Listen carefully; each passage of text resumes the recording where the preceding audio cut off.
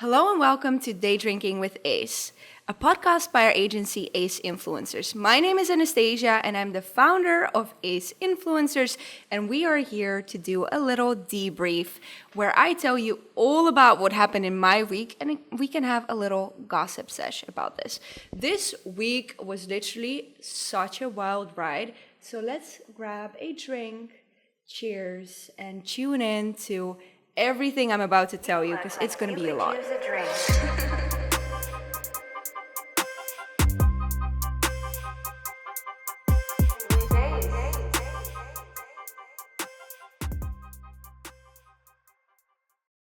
I'm drinking a Cremant today, which I feel like is one step down from champagne. It's literally great. So if you're looking for a budget version of champagne, like an everyday version, Cremant will do the trick.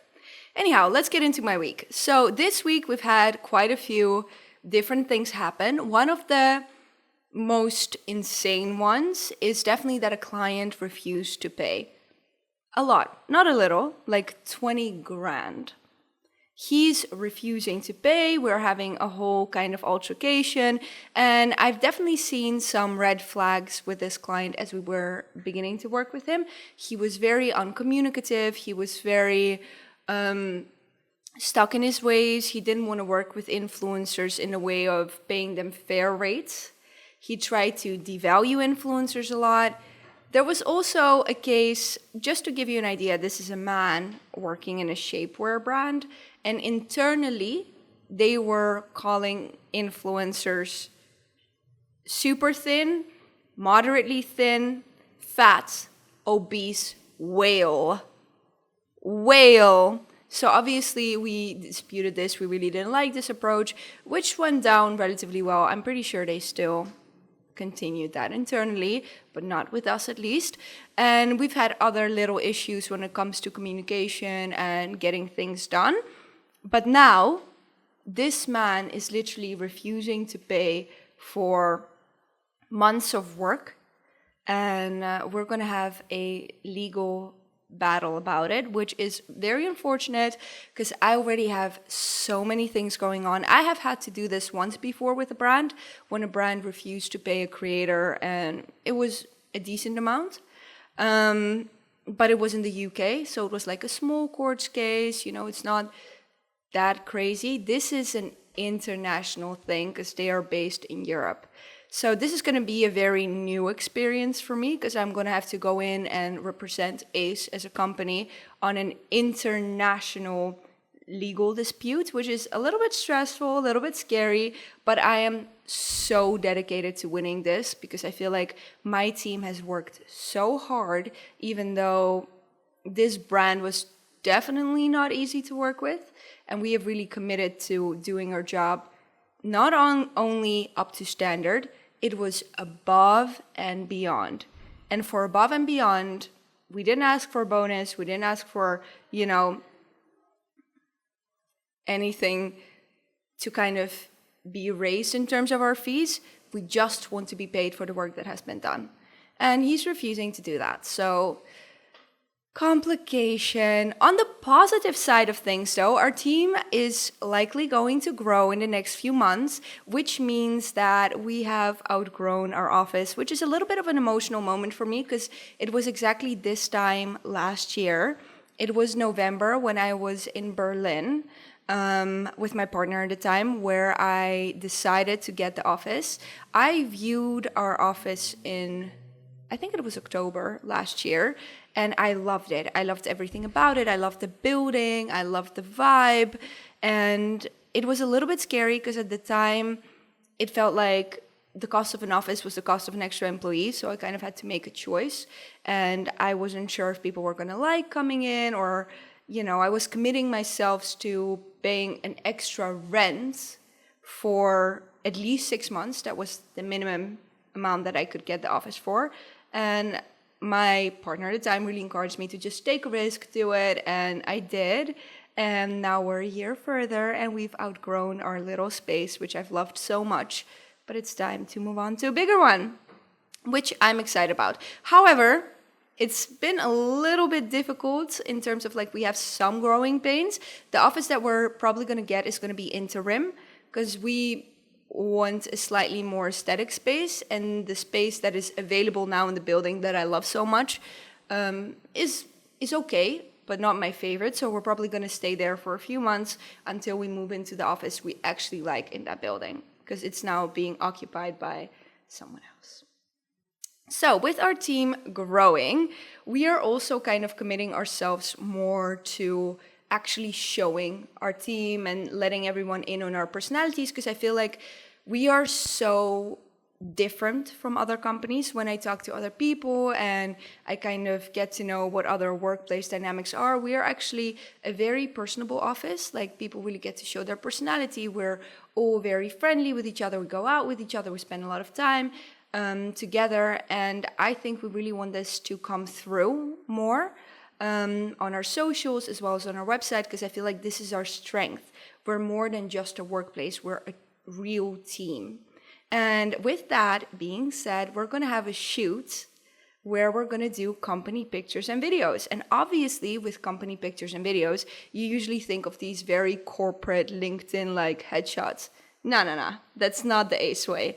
We're going to do 7 days, 7 outfits, like the Vogue style videos you might have seen, like where Kendall Jenner or like other celebrities show you 7 outfits in their week and talk about how that fits into their life. We're going to do the exact same thing, because we, for example, also have a lot of different personalities and styles within our company. Scarlett, for example, who is one of the influencer managers, she is a huge West Ham fan. And being a huge West Ham fan, on the weekends, she's a season ticket holder. She would probably wear like a West Ham jersey. Or, some of us are single and we might have a date night outfit. Some of us, have also other side hustles we're doing. So it would be very interesting to kind of show that and portray more of who we are as Ace, rather than just having these very boring, still corporate-y pictures, because I know that obviously as my company is growing, we're moving a little bit more into the corporate world, but I really want to commit to not having a corporate dynamic in my company ever. Even if we grow to 100 employees, I would hate to have a corporate structure in my company. And as we have discussed in other episodes, that's not for everyone, and it's a little bit of creative chaos, but that is really what I love about Ace, and also what makes me like my job. And something that I initially really cared about when starting Ace is that it would be a place that me and others hopefully feel inspired and excited to come into work, rather than like, oh my God, another Monday, shoot me, So, I'm very excited about that. We're also going to be working with a photographer we recently met, photographer, videographer, so that's quite exciting. Hiring has been a little bit of a growing pain, because we are going through our 3rd round of interns. Yeah, it's our 3rd round of interns, and it has been quite interesting, because obviously last round we kept on quite a few people. Now we don't know yet what is going to happen, and we're already hiring for the next round of interns, and we're also looking for someone who's going to head social media, while Erica potentially in the next 6 months makes a move to start Ace New York, which I'm so excited about. It will be a very interesting move for us as a company, and also for her career in general, and for me as well, to kind of see how you can have different layers in a company, which is something I've been discovering lately. We've grown a little bit too big for me to be the main go-to person, and I'm stressed. I am stressed because I'm still the main go-to person for questions and things to ask, and I'm really in need of finding that layer in between where there's kind of a team head in every little team. So that is something I really want to work towards in the first quarter of 2025. But it's also very exciting, and I feel like we have been really going in a good direction when it comes to pivoting our focus, because we more focus on brands now rather than just creators. And I'm seeing some fruits slowly grow. They're like, the little flowers are in bloom. We're not ready to harvest anything yet, but I'm liking where it's going. So overall, it has been a pretty fun week. This week, again, we have a lot of events, we have a lot of stuff going on. Our main focus is confirming the new office, if this is what we're going to choose for, which I think we will. Setting up a new hiring process, which if you're looking for, a nice internship in social media or brand focused, this is something to do. And yeah, for the rest, organize our shoot. Oh, and I'm literally desperately in need of an assistant. I don't think you understand. I know I mentioned that I'm really in need of an extra layer between me and others. There is so much admin and little things that I need to do each and every day that I stay up until 3 a.m. on most nights. So I will work, I will have my calls, I have a little bit of a social life, and then I literally come home after whatever I've done and do my emails till deep in the night. So I feel like it would be helpful for me to have an assistant who can kind of take the pressure off the more meaningless tasks that don't really need my input. So if you're looking, you know where to find me. I'm looking for someone quick-minded, creative, and, a little bit unhinged.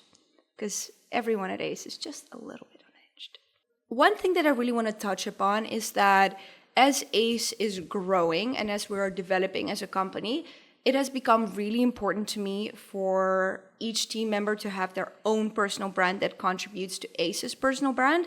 So we are currently doing an exercise. I've done it yesterday and I had so much fun. You know that trend where it says blah blah starter pack. So entrepreneur starter pack, I work in marketing starter pack, and you have like little images that represent that. Like, for example, entrepreneur starter pack will be like, I don't know, diary of a CEO podcast, Andrew Tate, whatever, all of those things, and then I work in marketing would maybe be Longchamp and like a little flowery dress and a G7X. So we did all of this for each team member in our team, and it has been so interesting and also very insightful because like some team members really focused on what makes them stand out. And I also realized for myself that it's not about what you use the most or what you do the most, but it's about what you do that others don't. For example, I'm obsessed with sparkling water. I will exclusively drink sparkling water if I can, which is different to other people. It's not that common. While I also use a toothbrush every day, right? I'm not going to put my toothbrush on it. Or like a Longchamp. A lot of team members put a Longchamp on it. But that's just like, for me, a utility bag. It doesn't differentiate me from others. So it was interesting how some people approached it in a way of like, this is who I am by the objects I use the most. Or this is how I am in a way that makes you unique, in a way that makes you stand out. So, I, for example, go to Soho House a lot, and it's kind of part of my personality because I talk about it a lot. I have a Soho House lamp at my house. It's something that is very ingrained in my personality. Someone else might go to Soho House here and there, but it's not really part of their personality because they don't talk about it. They don't have a Soho House lamp at home. It's not as important in who they are. So you really have to understand that when you are trying to grasp what your personal brand is, it has to be really recognizable about you. So, even in phrases that you use, I am known for always wanting a nightcap. I always say, let's go for a nightcap, So that is something that makes you unique because other people don't really do that. Or, it can literally be anything because maybe you're someone who is always late, which is me. And it can be a part of your personality or not. It depends on how it fits in your surroundings. In a way that if everyone around you is late, it's not even unique anymore. While if you're the only one who is, it separates you from the crowd. And when you're thinking about your personal brand, it's not about what you do the most. It's about what separates you from everyone else in your niche, in your surroundings, in your social circles, and makes you memorable. So that is something to think about. We're definitely going to build on this exercise with our team members because I think it's still a concept that we're learning how to grasp as a team, and it's going to be very important for ACE and our future goals as it develops. And so, yeah, I'm very excited to see where that goes. I'm actually about to go into the office after I film this debrief to talk about this more, so I'll definitely update you guys when I'm back next week. Have a lovely week. Let's cheers to the start of the week, and I'll see you in the next one. You look like you could use a drink.